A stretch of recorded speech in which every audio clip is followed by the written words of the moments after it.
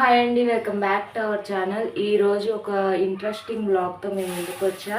ఇందులో ఏంటంటే మీకు ఈ వ్లాగ్లో నేను చూపిస్తున్నాను. ఇవి వచ్చేసి రోజ్ పెటల్స్ అనమాట, అలాగే ఆరెంజ్ పీల్. ఈ రెండింటిని ఎండబెట్టేసుకున్నాను, బాగా డ్రై అయిపోయినాయి అనమాట ఇవైతే. సో ఇప్పుడు వీటిని నేను గ్రైండ్ చేసుకునే లోపు దీంట్లో ఇంకేం యాడ్ చేస్తాను ఇంగ్రీడియంట్స్ చూసేయండి. ఇవి వచ్చేసి మనం బాత్ చేసేటప్పుడు మన ఫేస్కి కనుక అప్లై చేస్తే మన ఫేస్ మీద ఉన్న డెడ్ స్కిన్ అంతా రిమూవ్ అయిపోద్ది.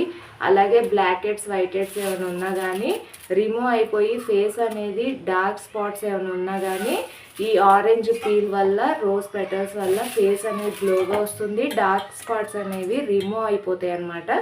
సో దీని ప్రాసెస్ చూసేద్దాం. హాయ్ చెప్పు. సో ఇది వచ్చేసి నేను మిక్సీ పట్టుకుంటాను. మిక్సీ గ్రైండ్ అయితే తీసుకున్నా. దీంట్లో నేను కొంచెం బియ్యం తీసుకుంటాను, ఎందుకంటే స్క్రబ్గా బియ్యం అనేది బాగా యూజ్ అవుద్ది అనమాట. సో ఇక్కడ మీకు బ్లాక్గా కనిపిస్తున్నాయి ఏంటా అనుకుంటున్నారా? ఇవి వచ్చేసి బ్లాక్ గ్రేప్స్ అండి. సో బాగా హెయిర్ ఫాల్ కంట్రోల్ అవుతుంది. సో మన ఒంట్లో ఐరన్ డెఫిషియన్సీ ఉన్న, కాల్షియం తక్కువ ఉన్నా కానీ హెయిర్ ఫాల్ అనేది బాగా అవుతుంది. కాబట్టి ఇది కొంచెం సేపు నానబెట్టుకొని తర్వాత దీని ప్రాసెస్ మీకు చూపిస్తాను. ఒక స్టవ్ మీద నేను టీ అయితే పెట్టేసుకున్నాను. ఇప్పుడు ఒక ప్యాన్ తీసుకొని అందులో గుప్పెడు రైస్ వేసుకోవాలి, అలాగే పచ్చిశనగపప్పు. ఇంకా మనకి మంచి గ్లోయింగ్గా స్కిన్ మెరవాలి అంటే కొంచెం పెసర్లు కూడా యాడ్ చేసుకోవాలన్నమాట. సో ఈ బియ్యం ఇవన్నీ మనకి ఎలా యూస్ఫుల్ అవుతాయి అంటే, బియ్యం అనేది మనకి స్క్రబ్గా యూజ్ అవుతుంది. సో ఈ స్క్రబ్ వల్ల మన స్కిన్ మీద ఉన్న డెడ్ సెల్స్ అన్నీ రిమూవ్ అయిపోతాయి. అలాగే బ్లాక్ హెడ్స్ వైట్ హెడ్స్ నుంచి మనకి రిమూవ్ అయిపోయి స్కిన్ అనేది చాలా సాఫ్ట్గా ఉంటుందన్నమాట. సో ఈ పెసర్లు, ఈ పచ్చిశనగపప్పు ఇవేంటంటే మన స్కిన్ అనేది మంచి కాంతివంతంగా, మంచి గ్లోయింగ్గా చేస్తుంది. ఇందులో మనం రోజ్ పెటల్స్ అలాగే ఆరెంజ్ పీల్ కూడా వేసాం కాబట్టి మరింత మంచి గ్లోయింగ్గా అలాగే సాఫ్ట్గా అయితే మన స్కిన్ అయితే ఉంటుందన్నమాట. కొంచెం ఇందులో పసుపు యాడ్ చేసుకోండి. సో ఇప్పుడు చలికాలం కాబట్టి ఎంత ఎండ ఈవినింగ్ కల్లా కొంచెం చల్లగా ఉంటాయి కాబట్టి ఆ వేడి మీదే కొంచెం అటు ఇటు ఫ్రై లాగా చేస్తున్నాను అనమాట రోజ్ పెటల్స్ని.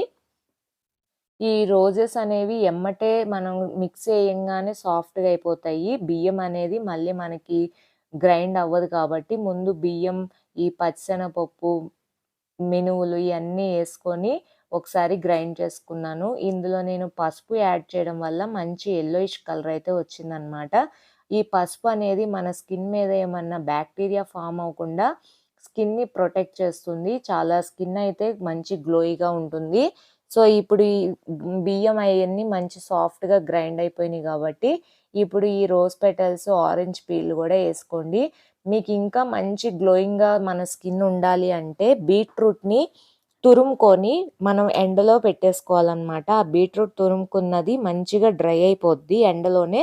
ఆ వాటర్ కంటెంట్ అంతా అలా ఉంచేయండి బీట్రూట్లోనే. అలా బీట్రూట్ అంతా డ్రై అయిపోయినాక ఆ బీట్రూట్ పౌడర్ని కూడా ఇందులో వేసుకోవచ్చు.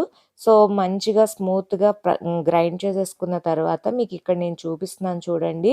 ఇలాగ మన స్కిన్ మీద ఉన్న డెడ్ సెల్స్ అన్నీ రిమూవ్ అయిపోతాయి.